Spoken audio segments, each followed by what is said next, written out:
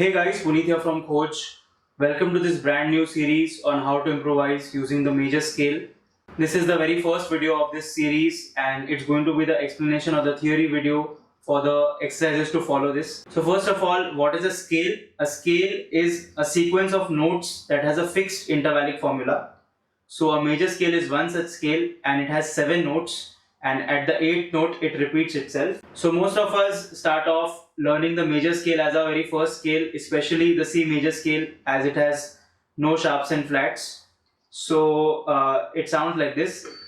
C note is on the 5th string 3rd fret. So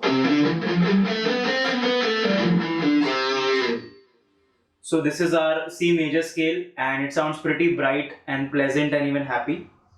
And the formula for this is C to D is a whole step, D to E again is a whole step, E to F there is no sharp or flat, so it's a half step, F to G, G to A to B, all of these are whole steps, and then B to C is a half step again because there is no sharp or flat between the B and C.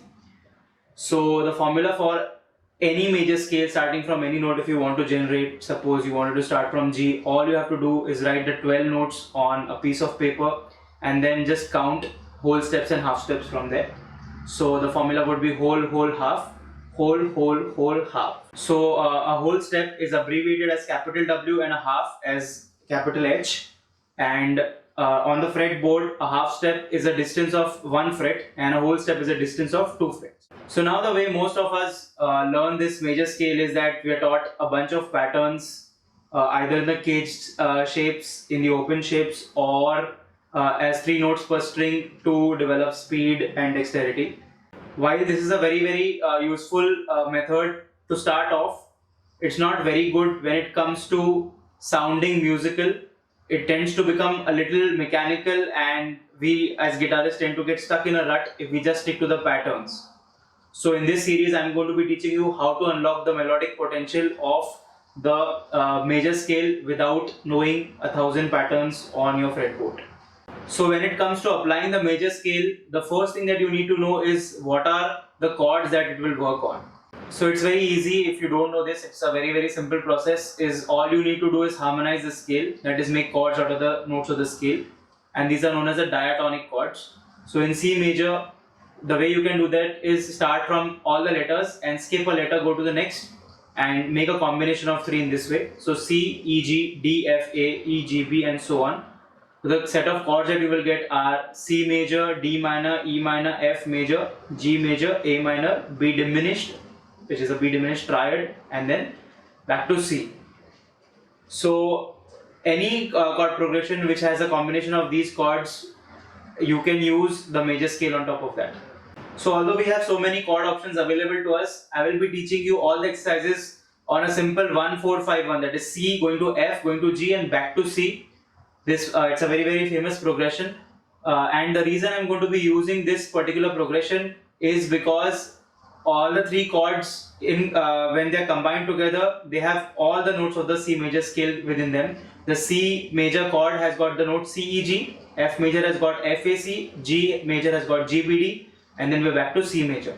So in that way we have all the 7 notes of the major scale within these 3 chords. So these are the perfect chords to play, to practice and get the sound of your major scale. So now how do you go about making these melodies that we're talking about, these licks, these phrases, how do you go about doing that?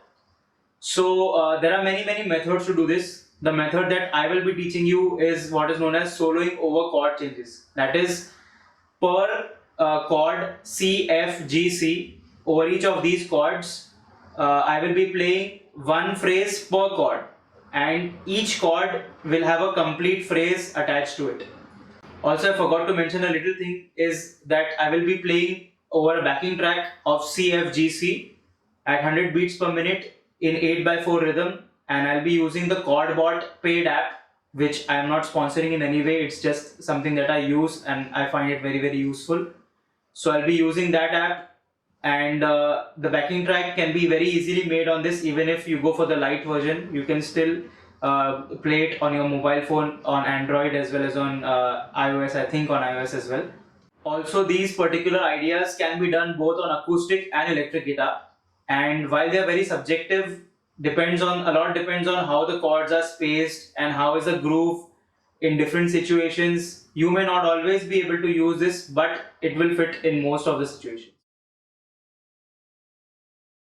So the very first step is that you choose any starting point, which can be any note of the scale. That is your first point.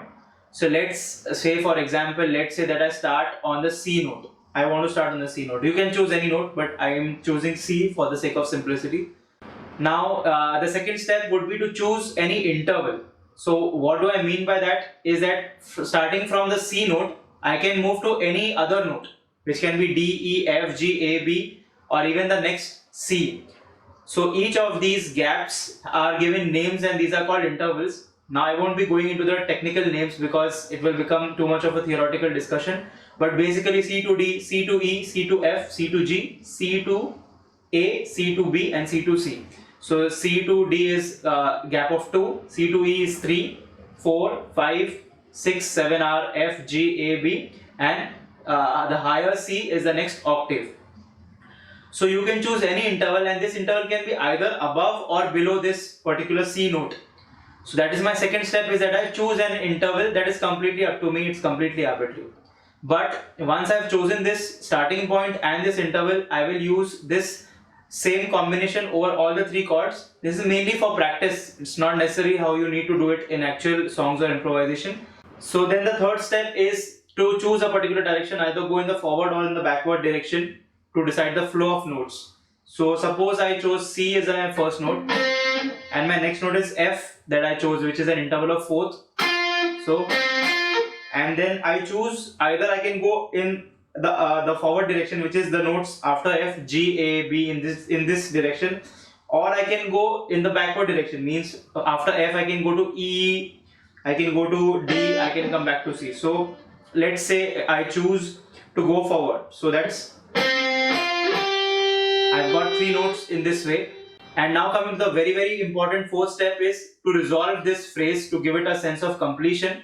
And it's very easy. How to do it is depends on whatever chord is being played under this phrase. So suppose C major is played, so I can resolve on any of the notes within the chord, which are known as chord tones.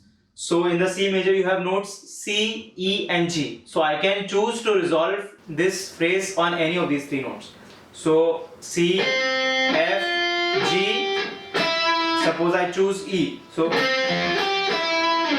that's a pretty cool sounding melody, like that. And this process can be applied to all the other chords as well. So over F, if I choose to resolve on the F note, so, and over the G, if I choose to resolve over the G, right? So in this way I get three melodies. And now over the last measure of this progression, which is again a C major, I'll choose a phrase which is a call and response kind of a sound. So like for example,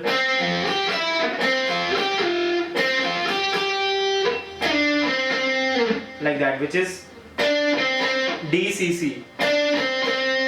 This is very arbitrary. You can choose anything, just I have to choose one of the chord tones of C to resolve on. So I've got this idea.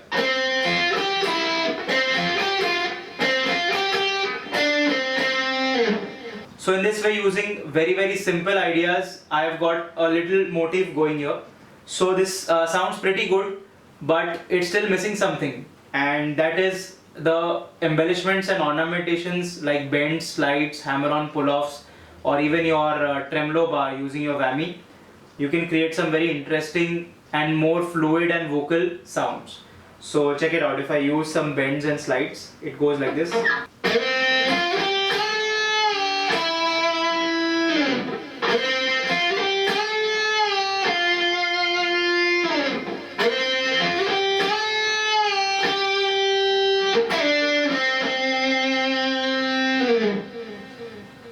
And again, I'm using a lot of vibrato as well over here to give it a more human touch. And another very important thing is that whenever you start off, it's a very good habit to slide into the phrase rather than just starting on a very staccato kind of a feel. So like that. So this is the 5-step process that I will be following in all of these exercises, and it's a very simple concept, but it can create some really nice and very lush kind of sounds. And you can apply this to not only the major but to any scale that you're working or any mode that you're working in. So all you have to know is which chords to apply it on, and just follow this basic process. So I hope you've understood what I've tried to teach you here. And if you have any doubts, please feel free to ask me in the comment section. Otherwise, move on to the exercises.